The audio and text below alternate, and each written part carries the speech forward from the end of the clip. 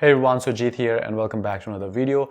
So a few weeks back I've posted a video that why you should include rings in your workout routines, and if you haven't watched that video, I'll link it up here. Do have a look and then this video will make all the sense. Now assuming that you have already got a pair of rings, but it's not like that you can straight jump onto more advanced exercises, because no matter what your training history is, if you're working out on rings for first time, it's going to be very challenging. So before jumping onto those advanced exercises, make sure that you have enough strength in your ligaments and tendons to avoid any injury. Now in this video, I'm going to tell you how you can work your way up on rings. So this video will be divided into two phases, and in first phase, we're just going to do some support holds, and that is very important, guys. If you are working out on rings for first time, this is a must. This is non-negotiable. You have to go through the first phase. So let's get started. Now there are 5 moves in phase 1, and the first move I want you guys to learn is hollow body dead hang.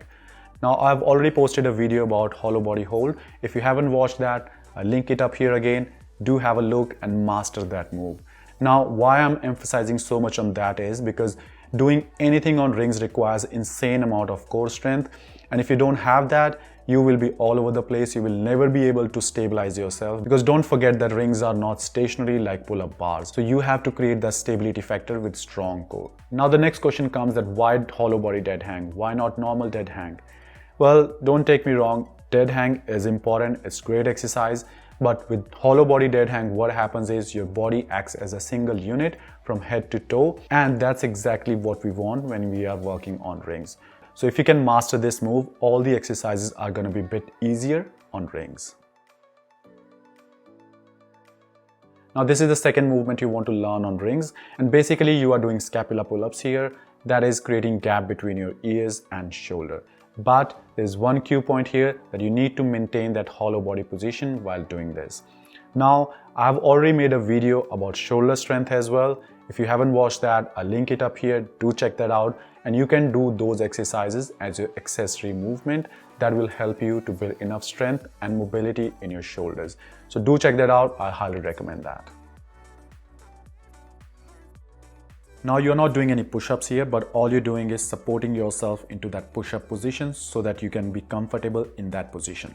Now all you have to do is push your hands hard into the rings so that you can open up your shoulders, and the most important thing is you need to lock out your arms. If you don't do that, you will struggle in future. So make sure your elbows are fully locked out. Now this looks easy, but I'm telling you right now, it's going to be very challenging, and again due to the instability factor of rings. And once you're confident with this one, try rotating out your hands outward. That will build enough strength in your bicep tendons and your elbows. Now for this one, bring the rings down to your waist level and get onto your toe tips and then support yourself on rings. Now the same principle applies here, then you need to fully lock out your arms and press your hands hard into the rings. Now it's going to be very challenging, but take support from your toe tips to balance yourself, and once you are confident here, try rotating your hands outward. Now when all this becomes very easy for you, raise your rings level up and support yourself on rings without any support, because that's eventually where we want to go.